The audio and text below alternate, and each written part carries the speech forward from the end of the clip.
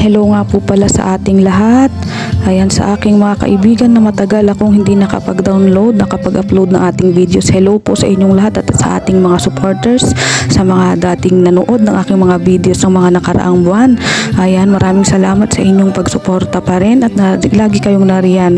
Ayan, ang video na ito guys, ayan, pagpasensyahan nyo na dahil nga ilang buwan akong hindi nakapag-upload ng ating videos.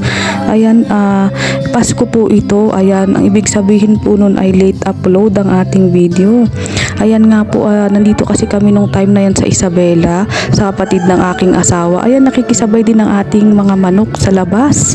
Ayan, sila ay bang tawag doon, nag-iingay. Pero anyways, maganda naman po ang kanilang pag-iingay, hindi katulad ng mga chismosa. Ay, joke lang. Ayan, so ito na nga po, nagkakantahan kami sa mga oras na yan. Gabi yan, dumating nga po pala kami ng Isabela. Ay, ang ingay ng manok. Around 4 o'clock AM ng December 24 dahil nagbiyahe kami ng 23 midnight. So, nakarating kami madaling araw. So, ibig sabihin guys, kami ay pagod. Pero ganun pa man, dahil kahit pagod kami, at least nakasama namin ang pamilya ng aking ang pamilya ng aking asawa, ang kanyang kuya. Ayan, first time namin siyang makasama sa kanilang lugar sa Isabela. Napakalayong biyahe guys. Siguro kapag ang layo niya sa Baguio ay 12 hours via bus. Kapag sumakay ka ng bus, 12 hours yun guys. So 12 hours kang nakaupo ng siguro halos kalahating isang araw. Ayan, kalahating araw. Ayan, hindi ko alam, basta ganun. Hindi naman abutin ng isang buong araw pero kalahating araw. So matutulog ka na sa bus, pagkagising mo nandun ka pa rin sa biyahe. Pero sa pagkakataong iyon guys, namasyal kami nung time na yun, nagbiyahe kami, sumakay kami sa isang private na sasakyan. 6 hours ang biyahe, dumaan kami sa Ambuklaw. Etong Ambuklaw na to guys, sobrang sigsag at nakakahilo. Ayan, ang anak kong si Mario na nagsuka nga nung time na yun, kaya kawawa naman siya, pero nakatulog pa rin naman at nabawi na ang kanyang lakas dahil siyempre nung mga time na nagsuka siya guys, nanghina siya. So ayan nga po, dahil December 24 na nung time na to, ginigising ko na si Marion dahil ayan, napakaingay talaga ng manok. Midnight na yan, malapit ng Kapaskuhan at birthday nga po pala ni Mario ng time na yan, December 24 guys, birthday niya. So ginigising namin siya para i-celebrate din ang kanyang birthday. Hindi siya magising guys kasi sobrang pagod, naglaro siya dahil nga nagbiyahe kami ng 23. So ayan, sabi namin sa kanya, gumising ka na anak dahil meron kang cake. Ayan, hindi talaga siya gumigising.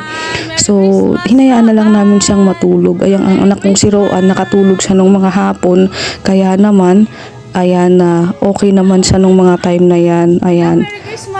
So ayun na nga po, itinuloy natin ang ating kasiyahan. Ayan, nagbatian na tayo sa isa't isa dahil midnight na. Ayan, may mga handa din kami. Ayan po, so nakikita nyo po ba yan? Siyempre, ang pinaka-favorite ng taon, ayan, ang ating Shanghai at ang ating spaghetti. Ayan, may salad din tayo. Meron din tayong patatim at inihaw na karne. Ayan, meron din tayong kakanin. So ayan, ayoko nang bumati ng Merry Christmas dahil nga po late na ang ating uploading. So sa mga makakapanood nito, ayan, pagpasensyahan nyo na dahil na merong mga dumarating na circumstances sa ating buhay, no, na hindi natin na-upload ang ating mga video. So ayan nga pong happy birthday cake ng ating si Marion. So ayan, happy birthday ulit sa iyo anak, belated. Ayan, ilang buwan nang nakalipas guys. So ito na nga po, ayan, talagang hindi magising-gising si Marion sa kanyang pagkakatulog. Ang himbing ng kanyang tulog dahil kapag pinilit mo yung gumising ay baka naman po siya ay umiyak na. So sa labas, habang nagkakantahan kami, ayan, so siguro naririnig ninyo naman ang background music, ang aking asawa nagbibideo. Okay siya dyan. Ayan, napakasaya, no? Dahil ngayon lang ulit namin na experience na mag-travel ng napakalayo, ang ilang oras na biyahe, at kasama namin ang buong pamilya. Napakasaya guys. So ayan nga po ang kuya ng aking asawa na si Kuya Danilo. Ayan, shoutout sa iyo kuya kapag napanood mo ito. Ayan ang Christmas tree. Ayan ang kanyang asawa na si Ate Del. Ayan, pinapakilala ko lamang. Ayan ako, syempre ang nagbibideo, ang kumukuha ng video niyan guys, ang aking asawa. Sabi ko, ilibot mo nga tayo sa bahay ng iyong kuya.